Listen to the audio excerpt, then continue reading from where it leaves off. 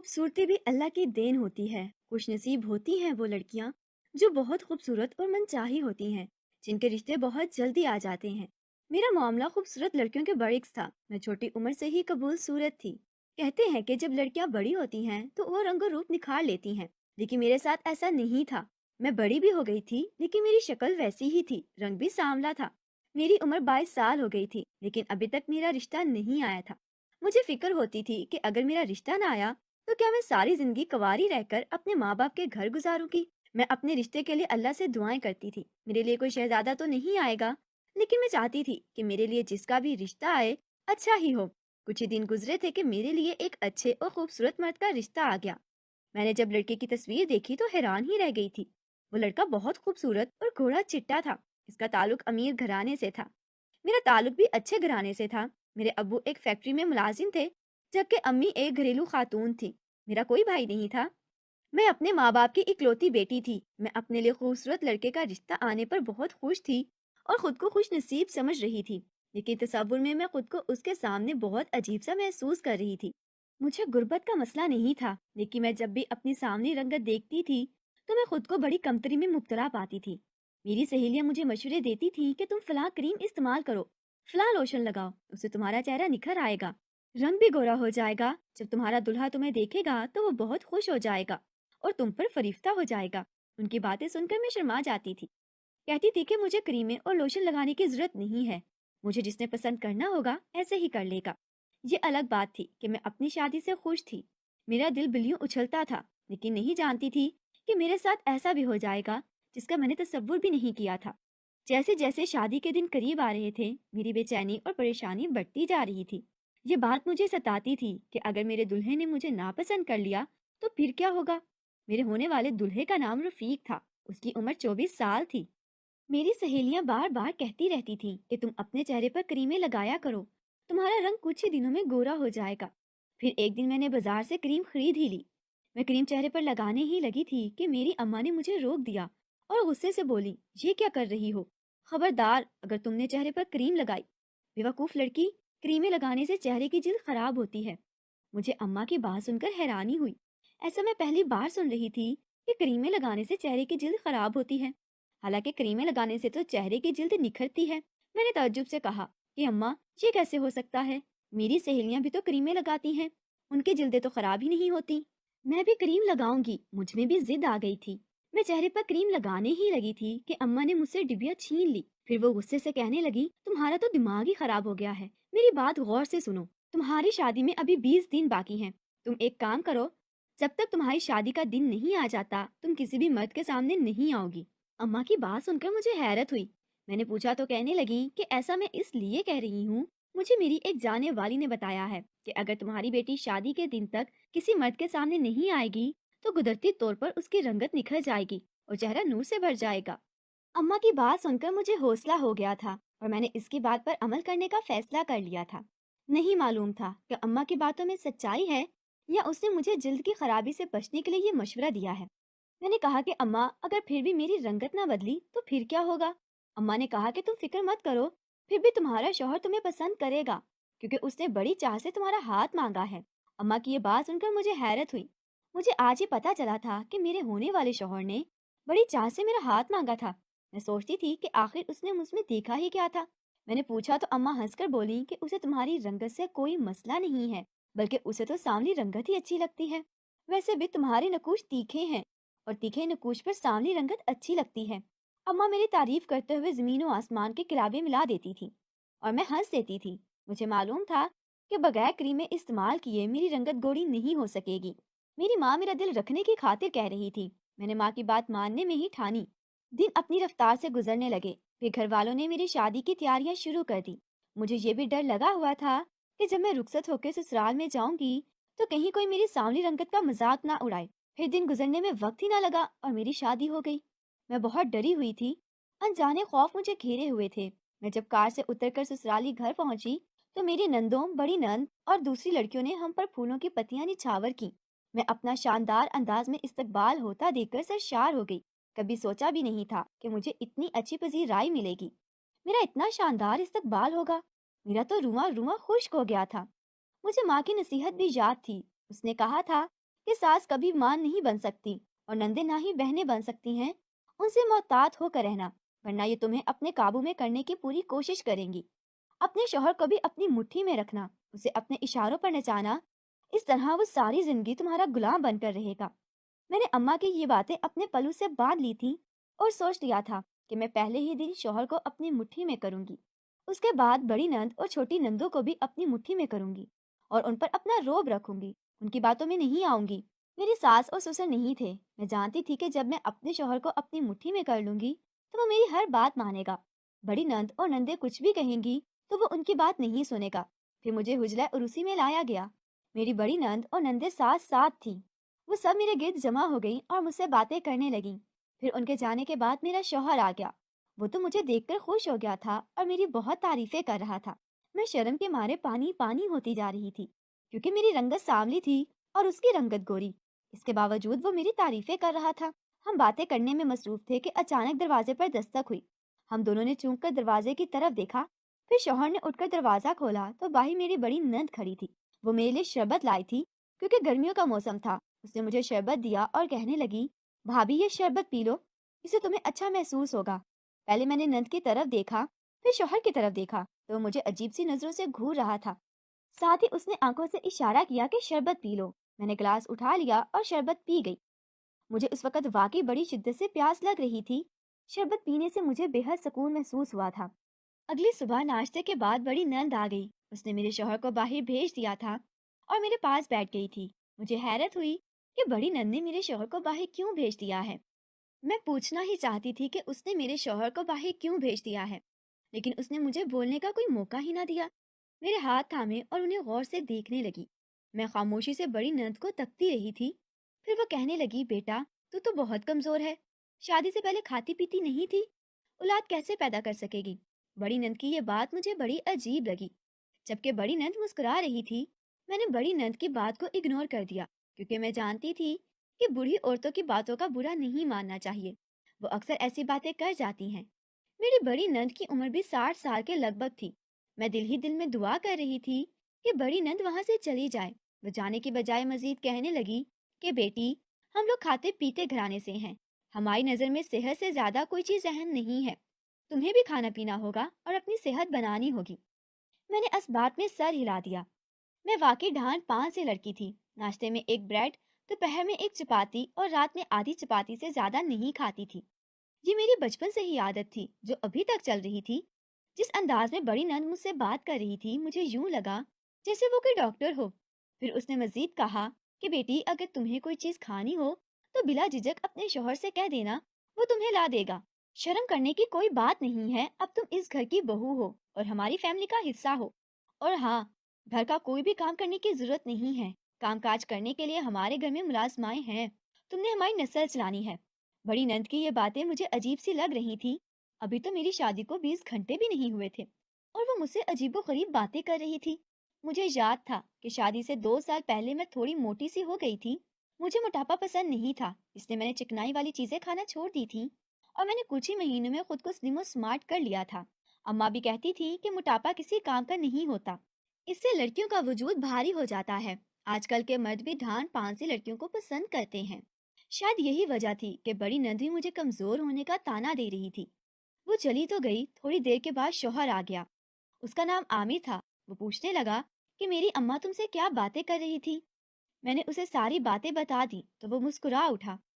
कहने लगा कि अम्मा ठीक कह रही थी, तुम्हें अम्मा की बातों पर सख्ती से अमल करना होगा। इस तरह तुम चंद ही दिनों में सेहतमंद हो जाओगी। मैंने शौहर की बातों पर अमल करना शुरू कर दिया। मैं दरअसल इसे अपनी मुट्ठी में करना चाहती थी। इसके लिए जरूरी था कि मैं उसकी हर बात मानूं। शादी को 1 डेढ़ हफ्ता ही गुजरा था कि मेरे शौहर के रंग ढंग बदलने लगे। उसके रवैये में तब्दीली आने लगी।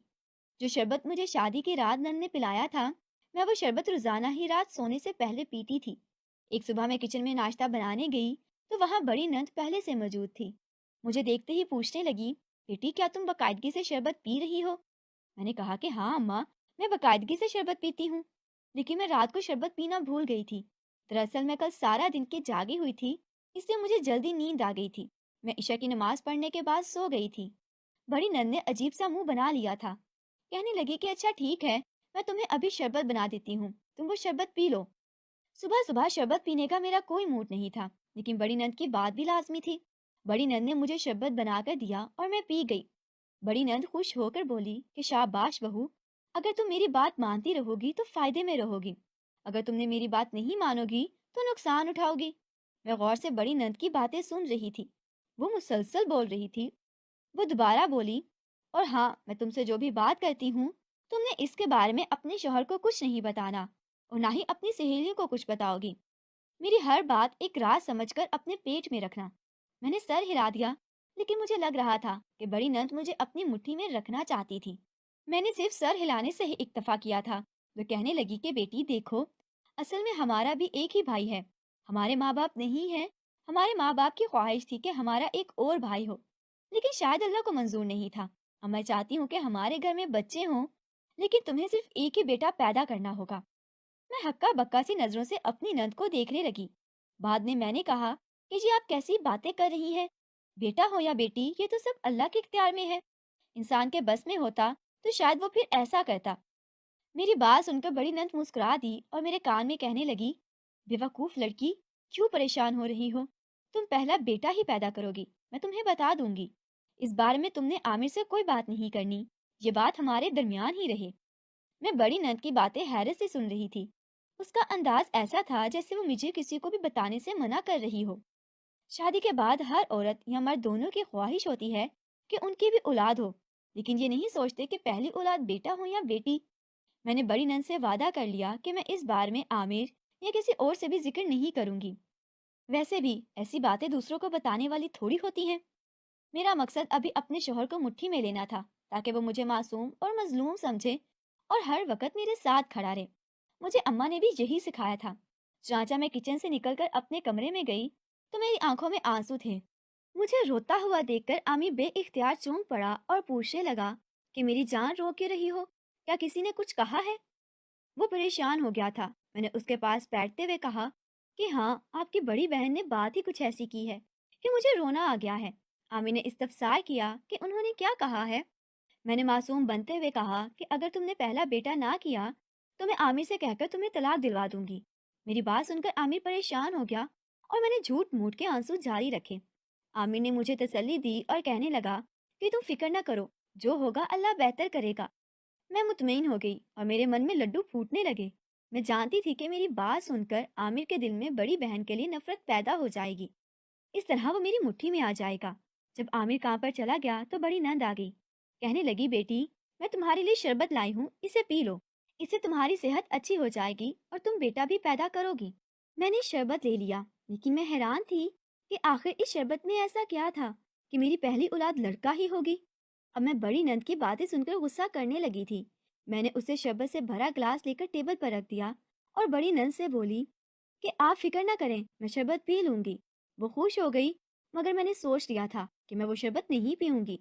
उसके जाने के बाद मैंने शरबत चखा तो उसका जायका पहले की निस्बत बहुत अजीब और कड़वा कड़वा सा था। जितने दिन मैं शरबत पीती रही वो मीठा होता था। शाम को जब आमिर आया तो मैंने उसे रोते हुए सारी बात बता दी। मेरी बात सुनकर वो हंस दिया और कहने लगा, दरअसल मेरी बाजी सेहत के हवाले से बहुत फिक्रमंद रहती हैं, वो तुम्हें कभी गलत मशवरा नहीं देंगी। मेरी बाजी के पास दूर दूर से औरतें मशवरे मांगने आती हैं। बाजी ने जिन औरतों को भी शरबत दिया है उनके यहाँ बेटे ही हुए हैं। आज तक किसी औरत ने शिकायत नहीं की कि बाजी ने उन्हें गलत मशवरा दिया हो। मैंने सोच लिया था कि मैं बड़ी नंद की असलियत मालूम कर कर ही रहूंगी और उसकी बातों पर अमल नहीं करूंगी, लेकिन शौहर की खुशनुदी के लिए मुझे ऐसा करना पड़ा था। मैं दरअसल आमिर को भी शक में मुब्तला नहीं करना चाहती थी। रात को जब बड़ी नंद शरबत देकर गई तो मुझे मजबूरन शरबत पीना पड़ा। जब मैं सुबह बेदार हुई तो मेरी तबीयत अजीब अजीब सी हो रही थी। हलक कड़वा था और पेट में हल्का हल्का दर्द भी हो रहा था। मैं वॉशरूम में चली गई। जब मैं बाहर आई तो मुझे ऐसा महसूस हुआ जैसे मेरा वजूद बेजान हो रहा हो। बड़ी नंद ने मेरी कैफियत देखी तो पूछने लगी कि अरे क्या बात है, तबीयत तो ठीक है ना तुम्हारी? मैंने उसकी तरफ गुस्से से देखा और बोली, मैंने तुम्हारी शरबत में एक नई चीज मिलाई थी। मैं देखना चाहती थी कि इस चीज ने तुम पर भी असर किया है या नहीं, लेकिन इस चीज ने तुम पर असर कर दिया है। मुझे नंद की ये बात अजीब भी लगी और साजिश की बू भी आई। मैंने कहा कि आपने मेरे साथ ऐसा क्यों किया? क्या आप मुझे जान से मारने का इरादा रखती हैं? मुझे अभी भी पेट में हल्का हल्का दर्द हो रहा था। बड़ी नंद कहने लगी कि मेरे टोटके से आज तक किसी को तकलीफ नहीं हुई, सबको फायदा ही हुआ है। बस तुम मेरी बात पर अमल करती जाओ, फिर तुम देखना, ना सिर्फ तुम्हारी रंगत चमक उठेगी, बल्कि पहले से भी खूबसूरत हो जाओगी। तो तुम्हारा शौहर तो तुम्हें देखता ही रह जाएगा। मैं अपने कमरे में चली गई। मैंने ये बात आमिर से छुपा ली थी। अलबत्ता मैंने ये सोच लिया था कि इस बार मैं अपनी माँ को जरूर बताऊंगी। मुझे लग रहा था कि इस सब के पीछे बड़ी नंद का कोई गलत मकसद है। मैं अगले दिन आमिर के साथ अपने मैके चली गई और अम्मा को सब कुछ बता दिया। तो अम्मा को गुस्सा आ गया। कहने लगी कि तुम्हारी बड़ी नंद की जुर्रत कैसे हुई। पगली, मेरी बात गौर से सुनो। वो तुम्हें बांझ बनाना चाहती है। तुमने आइंदा उसके हाथों से शरबत नहीं पीना। मैं तो अम्मा की बात सुनकर हैरान रह गई थी। साथ ही मेरे दिल में बड़ी नंद के खिलाफ नफरत के बीज बो गए। अम्मा ने मेरे चेहरे के तासुरात पढ़ लिए थे। कहने लगी, तुम फिक्र मत करो, मैं तुम्हें एक ऐसी तरकीब बताऊंगी कि तुम्हारी बड़ी नंद से जान ही छूट जाएगी। फिर अम्मा ने मुझे कुछ गोलियां दी और कहा कि एक गोली अपनी बड़ी नंद को रात सोते वक्त खिला देना, वो सुबह से पहले नहीं उठेगी। मैंने डरते हुए पूछा कि अम्मा, कहीं इस गोली से कोई नुकसान ना हो जाए। अम्मा ने कहा कि कुछ नहीं होगा, बस ये है कि वो जब गोली खाकर सोएगी तो सुबह भी जल्दी नहीं उठेगी। अगर उठ भी गई तो उसे नींद बहुत आएगी, वो सारा सारा दिन भी सोती रहेगी। इस तरह तुम्हारी उससे जान छूट जाएगी। मैंने अम्मा की बात मानकर गोलियां अपने पास रख ली। मेरा दिल कहता था कि मुझे ऐसा नहीं करना चाहिए। बहरहाल मैंने ससुराल जाकर इस बोतल में ही गोलियां मिला दी जिसे वो शरबत बनाकर पीती थी, क्योंकि बड़ी नंद को संदल का शरबत बहुत पसंद था, जबकि वो मुझे जामे शीरी का शरबत पिलाती थी। जब बड़ी नंद ने अपने लिए शरबत बनाकर पिया, मैं खुश थी कि अभी वो सो जाएगी। लेकिन कुछ ही देर गुजरी थी कि बड़ी नंद आ गई और आमिर को भेज दिया कि मैंने तुम्हारी बीवी से बात करनी है। आमिर बाहर चला गया। फिर बड़ी नंद ने मुझसे ऐसी बात कही कि मेरी तो दुनिया ही बदल गई थी। कहने लगी कि बेटी, मैं अपने भाई की तबीयत और फितरत से अच्छी तरह वाकिफ हूँ। तुम मेरी एक चच्ची की दूर की रिश्तेदार हो जिसे मैं अच्छी तरह जानती हूँ। तुम्हारी अम्मा बहुत ही हासिद, बदफितरत और मक्कार औरत है। लेकिन मेरे माँ बाप ने हमारी ऐसी तरबियत नहीं की कि हम कोई गलत काम करें। अगर तुम्हारी माँ बाज ना आई तो हमारे ताल्लुकात अच्छे नहीं रहेंगे। मैंने तुम्हें संदल के शरबत में गोलियां मिलाते हुए देख लिया था। मैं जानती हूँ कि वो किस चीज की गोलियां हैं। अगर मैं आमिर को बता दूंगी वो तुमसे नफरत करेगा। जानती हो कि मैं तुम्हें रात को शरबत क्यों देती हूँ? तो सुनो, मैं जो शरबत तुम्हें देती हूँ इसमें ऐसी वैसी कोई दवा नहीं मिलाती थी। मैं देखना चाहती थी कि तुम इस दवा से क्या असर लेती हो और अपनी माँ को जाकर क्या बताती हो। दरअसल तुम्हारी माँ तुम्हारी सगी माँ नहीं है। इसकी कोई औलाद नहीं है। वो बांझ औरत है। वो तुम्हारे बाप की दूसरी बीवी है। तुम्हारा बाप तुम्हारी माँ को पसंद करता था। जब वो मर गई और उसकी दूसरी शादी की तो उसने दूसरी बीवी से कहा कि वो तुम्हें माँ बनकर पालेगी। खैर, उसे तुम्हें माँ बनकर तो पाला, लेकिन उसके दिल में तुम्हारे लिए नफरत मौजूद रह गई। वो चाहती थी कि जिस तरह वो माँ नहीं बन सकी, इस तरह वो नहीं चाहती थी कि तुम भी माँ बनो। इसीलिए उसने तुम्हें गोलियां दी कि वो गोलियां मुझे खिला दो ताकि मैं सोती रहूं। दरअसल वो गोलियां उसने तुम्हारे जरिए मुझे भेजी हैं ताकि तुम मुझे गुस्से में आकर संदल के शरबत में मिला दो। मैं तुम्हें जो शरबत पिलाती थी वो संदल का ही शरबत होता था, लेकिन मैंने कभी भी तुम्हारे शरबत में गोलियां नहीं मिलाई। बड़ी नंद की बातें थी या सूर्य असराफील। मुझे तो यूं लग रहा था जैसे मेरे सर पर बम फाड़ दिया गया हो। मेरी माँ मेरी सगी माँ नहीं थी, बल्कि सुतेली माँ थी। ये सुनकर मुझे बहुत अफसोस हुआ था और साबित हो गया था कि सुतेली माँ सुतेली ही होती है। मुझे याद आ गया था कि आखिर अम्मा मुझे क्यों करीमे लगाने से मना करती थी। वो दरअसल मुझे गोरा नहीं देखना चाहती थी। काश वो सगी माँ का सलूक करती तो कितनी अच्छी बात होती। लेकिन ये काश काश ही रह जाता।